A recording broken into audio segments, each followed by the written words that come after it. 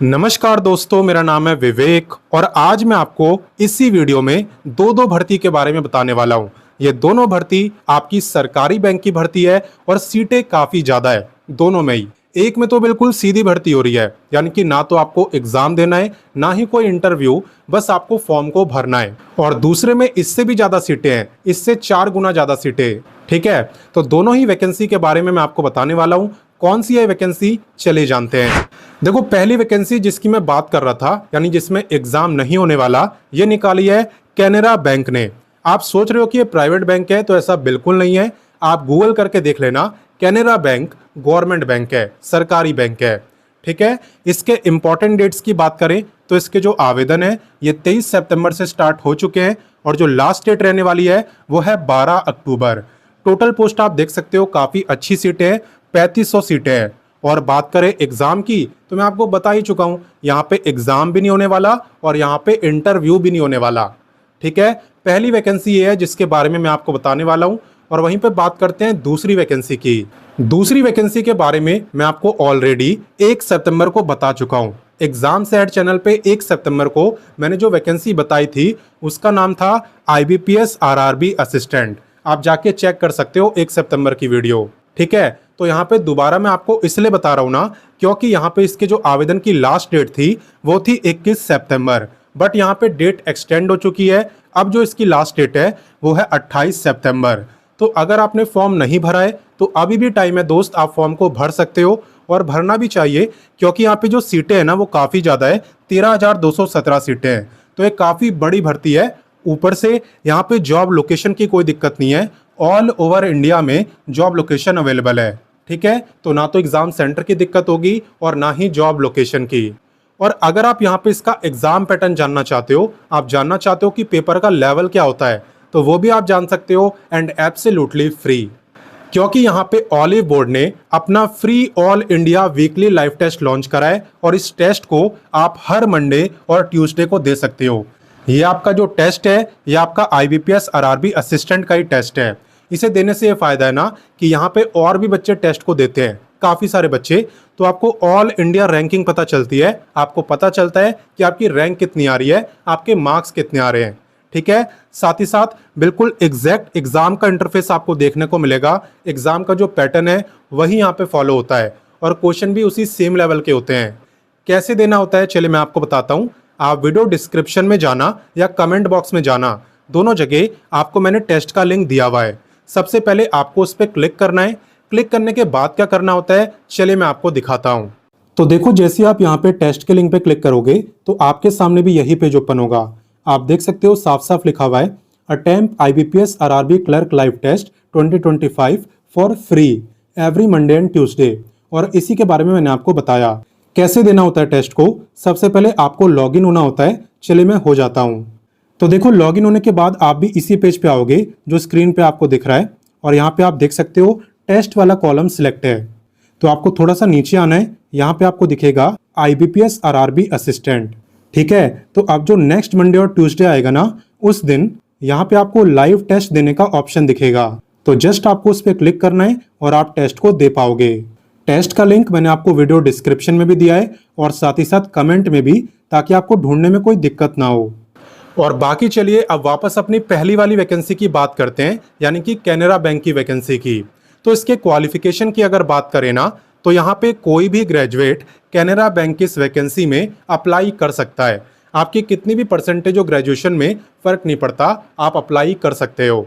बस इतना याद रखना कि यहाँ पे कोई एक्सपीरियंस आपके पास नहीं होना चाहिए। यहाँ पे इन्होंने कोई भी एक्सपीरियंस नहीं मांगा। और हाँ, यहाँ पे ना लोकेशन की कोई दिक्कत नहीं है, भारत के सभी राज्यों में वैकेंसी है, लेकिन आप सब में अप्लाई मत करना। आप किसी एक ही में अप्लाई कर सकते हो जिसमें भी आप चाहो।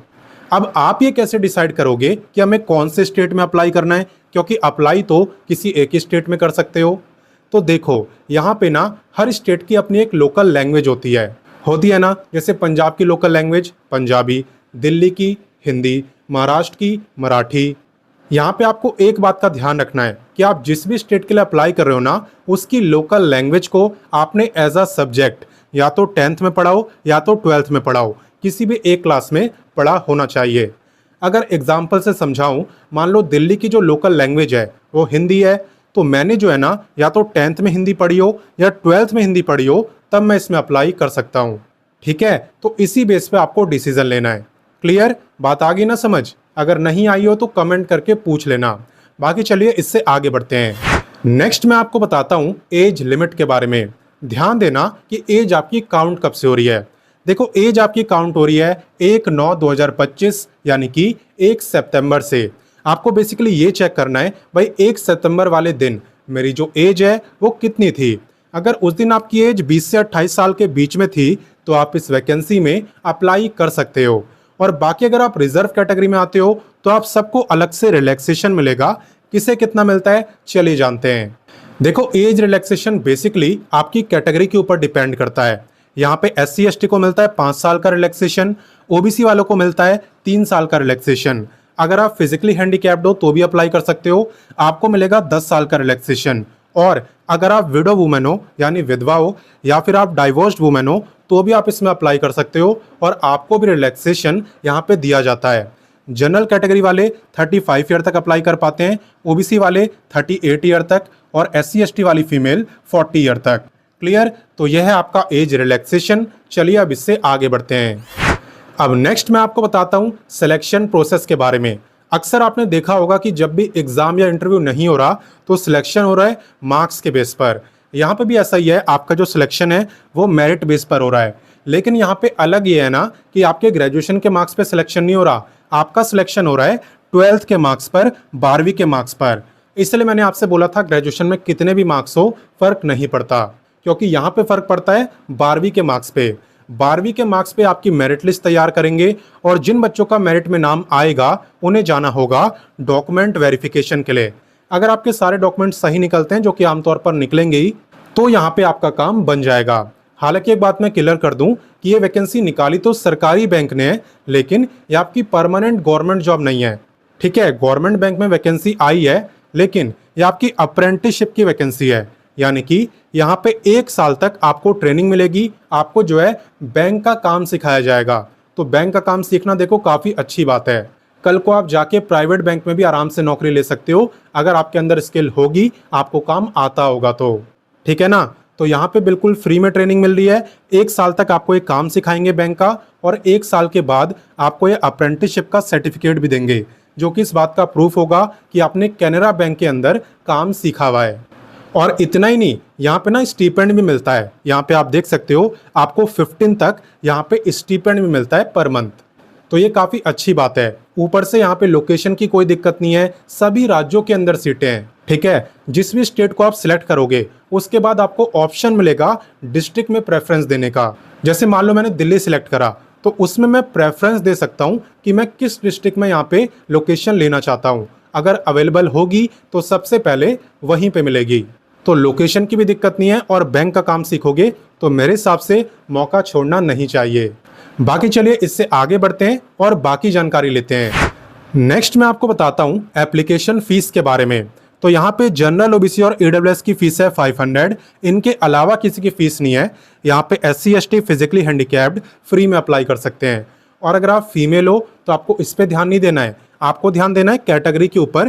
कैटेगरी के अकॉर्डिंग ही आपकी फीस भी रहने वाली है।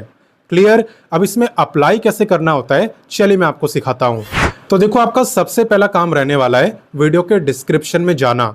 जैसे वीडियो के डिस्क्रिप्शन में जाओगे आपको व्हाट्सएप का लिंक मिलेगा, आपको व्हाट्सएप से जुड़ जाना है, क्योंकि मैं व्हाट्सएप पर ही आपको नोटिफिकेशन, अप्लाई, ऑफिशियल वेबसाइट, ये तीनों चीज़ें देता हूँ और ऑलरेडी दे चुका हूँ। तो अप्लाई करने के लिए सबसे पहले आपको रजिस्टर करना होता है, उसके बाद आप अप्लाई कर पाते हो। तो कैसे रजिस्टर करना होता है, कैसे अप्लाई करना होता है, चलिए मैं आपको दिखाता हूँ। तो देखो यहाँ पे सबसे पहले आपको रजिस्ट्रेशन करना होता है, जिसका लिंक मैंने आपको व्हाट्सएप पर दे दिया है। यहाँ पे आने के बाद आपको स्टूडेंट पे क्लिक करना है। इस पे क्लिक करने के बाद आप थोड़ा सा नीचे आना और जनरल स्टूडेंट को सिलेक्ट करना। इसे सिलेक्ट करने के बाद आप देख सकते हो रजिस्ट्रेशन का ऑप्शन आपको दिया हुआ है और इसी पे क्लिक करके आपको रजिस्ट्रेशन करना है। आपको जो है ना 100% अपनी प्रोफाइल कंप्लीट कर लेनी है और जो आपको एनरोलमेंट नंबर मिलता है रजिस्टर करने के बाद उसे आपको नोट डाउन करके रख लेना है, वो काफ़ी इंपॉर्टेंट है। तो पहला स्टेप तो ये है। उसके बाद आपको क्या करना है चलिए बताता हूँ। रजिस्ट्रेशन करने के बाद आप देखना मैंने आपको एक अप्लाई का भी लिंक दिया हुआ है। तो अब आपको क्लिक करना है अप्लाई लिंक पर। देन आपके सामने भी यही पेज ओपन होगा जो स्क्रीन पे आपको दिख रहा है। ठीक है, यहाँ पे आप देख सकते हो click here for new registration. सबसे पहले आपको इस पे क्लिक करना है। इस पे क्लिक करके यहाँ पे अपनी basic information, photo signature, detail, फिर आपको प्रीव्यू करना है कि सारी जानकारी सही है कि नहीं। देन डॉक्यूमेंट्स अपलोड करने हैं। ठीक है, इस तरीके से आपको फॉर्म फिल करना है। और एक बार जब आप रजिस्ट्रेशन करके फॉर्म फिल कर लो, उसके बाद आपको करना है लॉगिन। यहाँ पे आप इसके थ्रू लॉगिन करके यहाँ पे कंप्लीट फॉर्म को भर सकते हो और अपनी प्रेफरेंस वगैरह दे सकते हो स्टेट के अंदर, डिस्ट्रिक्ट वाइज। साथ ही साथ यहाँ पे आपको बताया भी हुआ है किस तरीके से अप्लाई करना है। हाउ टू अप्लाई पे क्लिक करके आप देख भी सकते हो। और फिर भी कोई दिक्कत हो, कुछ ना समझ आए, तो कमेंट करके आप मुझसे पूछना। उम्मीद करता हूँ आपको जानकारी अच्छी लगी होगी और साथ में समझाने का तरीका भी। और बाकी आपसे रिक्वेस्ट ये है कि आप इस वीडियो को अपने दोस्तों, भाई बहनों सबके साथ शेयर करो और उनकी भी मदद करो। देखो, जब आप किसी की हेल्प करोगे तभी कोई आपकी हेल्प करेगा। बाकी मैं आपसे मिलता हूँ नेक्स्ट वीडियो में एक नई वैकेंसी के साथ, और तब तक के लिए जय हिंद, वंदे मातरम।